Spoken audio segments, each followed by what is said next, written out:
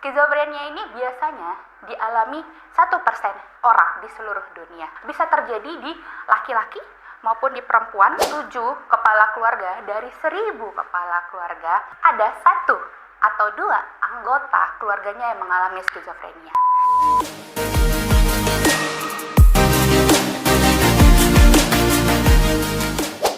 Assalamualaikum warahmatullahi wabarakatuh. Hai Sobat Pirngadi, perkenalkan saya Dr. Hani Soraya. Saya psikiater yang bertugas di Rumah Sakit Pirngadi, Medan. Kita akan melakukan edukasi dan memberikan informasi tentang skizofrenia. Apa itu skizofrenia? Skizofrenia adalah suatu gangguan mental yang berat yang dialami seseorang yang akan mengganggu pikiran, kemudian perilaku dan emosional si orang tersebut. Biasanya orang dengan skizofrenia akan sulit membedakan antara kenyataan atau realitas dan khayalan, di mana hal tersebut akan memberikan efek, yaitu yang pertama kekacauan di pikirannya, kemudian adanya halusinasi, dan kemudian adanya waham. Itu nanti akan kita bahas selanjutnya. Nah, apa yang terjadi selanjutnya jika terus berjalan? Yang terus berjalan ketika semakin berat, yang pertama adalah akan terjadi gangguan sosial, yang kedua akan terjadi gangguan dalam pekerjaan, kemudian dalam mengurus diri. Oke, skizofrenia ini biasanya dialami 1% orang di seluruh dunia. Bisa terjadi di laki-laki maupun di perempuan. Kemudian orang dengan skizofrenia ini biasanya terjadi di awal, di saat remaja, 15 sampai 25 tahun. Tapi nggak menutup kemungkinan di usia 40 tahun, tapi jarang sekali untuk di atas dari 50 tahun. Penelitian mengatakan bahwa 7 kepala keluarga dari 1000 kepala keluarga ada 1 atau 2 anggota keluarganya yang mengalami skizofrenia. Baik, kita akan membahas tentang gimana sih skizofrenia itu, apa penyebabnya. Penyebabnya yang pertama, yang paling penting adalah multifaktorial. Apa itu multifaktorial? Namanya biopsikososial.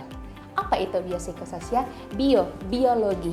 Biologi yang pertama adalah adanya genetik atau keturunan, di mana orang dengan skizofrenia bisa mempunyai bakat untuk menurunkan gangguannya terhadap anaknya. Kemudian yang kedua apa? Gangguan zat kimia dalam otak. Zat kimia dalam otak itu apa?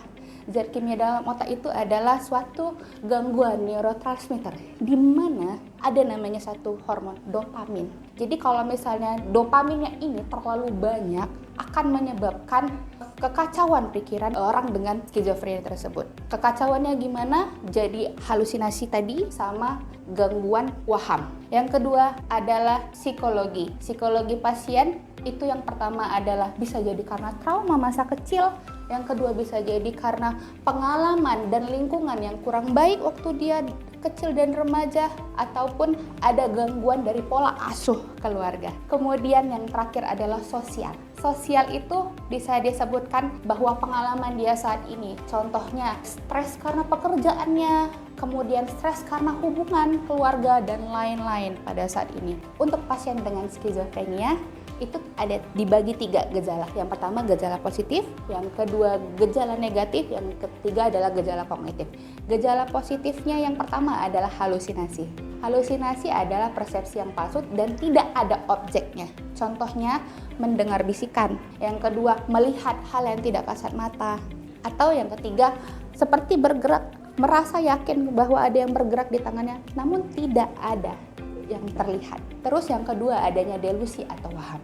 Delusi atau waham adalah suatu keadaan keyakinan yang palsu terhadap sesuatu tanpa bisa digoyang oleh orang lain. Contohnya, orang tersebut meyakini bahwa dia akan diserang oleh orang lain. Yang kedua, contoh yang lain, orang tersebut yakin bahwa idol K-pop Korea mencintainya. Yang ketiga, yang mungkin juga yang paling sering terjadi adalah orang tersebut yakin bahwa tetangganya menceritakannya. Bahkan dia merasa dan yakin bahwa dia akan disakiti oleh tetangganya. Hal tersebut disebut dengan waham atau delusi. Namun ketika ditanyakan ke lingkungannya, ada nggak terjadi? Tidak ada. Oke, yang ketiga adanya kekacauan pikiran. Kekacauan pikiran itu contohnya dia karena itu tiba-tiba dia marah, terus dia emosional yang berlebihan, bicara-bicara sendiri. Oke. Nah, yang kedua apa? Gejala negatif. Gejala negatif yang pertama itu adalah menarik diri. Orang dengan skizofrenia paling sering kita lihat akan menyendiri, kemudian dia di kamar, tidak banyak bicara, kemudian wajahnya jadi lebih tidak ekspresif.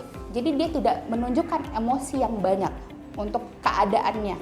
Nah, yang ketiga adalah kognitif. Kognitif itu adalah dia susah berkonsentrasi, kemudian dia sulit untuk mengkomunikasikan dengan orang, ketika berbicara orang sudah mulai tidak nyambung. Jadi semua itu adalah gejala dari skizofrenia. Terapi skizofrenia itu ada banyak sekali, tapi kita simpulkan jadi 4. Yaitu yang pertama ada terapi pengobatan, yang kedua ada psikoterapi, yang ketiga ada rehabilitasi sosial, yang keempat ada manajemen krisis. Di mana yang pertama terapi obat kita akan berikan antipsikotik itu untuk membantu menyeimbangkan zat kimia di dalam otaknya. Yang tadi kita cerita tentang dopamin, dia akan membantu untuk menyeimbangkan zat dopaminnya.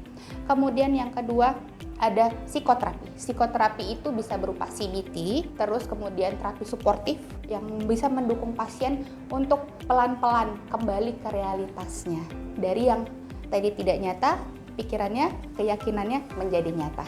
Yang ketiga, itu ada rehabilitasi psikososial. Rehabilitasi psikososial itu adalah membantu pasien kembali ke masyarakat, membekali pasien untuk balik lagi berfungsi sebagai mahasiswa, sebagai pekerja. Apa aja caranya? Yang pertama, kita membantu pasien untuk beradaptasi kembali, terus mengajarkan pasien untuk merawat diri kembali, kemudian mengajari pasien untuk bagaimana cara berkomunikasi terhadap orang lain kembali sehingga dia siap untuk balik beraktivitas seperti biasa. Yang terakhir adalah warning sign. Warning sign ini adalah bagaimana kita atau keluarga kita ataupun ibu, bapak, saudara sekalian bisa mengetahui bahwa ini sepertinya keluarga kita dengan skizofrenia. Yang pertama adalah adanya kekacauan pikiran. Yang tadi tiba-tiba ngomong-ngomong sendiri, terus tiba-tiba marah. Yang kedua adalah warning sign-nya ada halusinasi. Sudah mulai ada dia bilang ada yang berbisik, dia melihat suatu bayangan yang tidak sesuai. Kemudian yang ketiga tidak tidur berkepanjangan dan mengurung diri. Itu juga jadi warning sign-nya.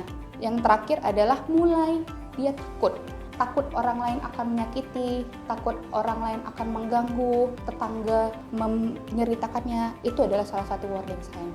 Tapi ingat, warning sign bukan diagnos. Segera bawa ke fasilitas kesehatan atau ke rumah sakit ketika menemukan sign yang tadi. Demikian informasi dan edukasi tentang skizofrenia. Semoga bermanfaat.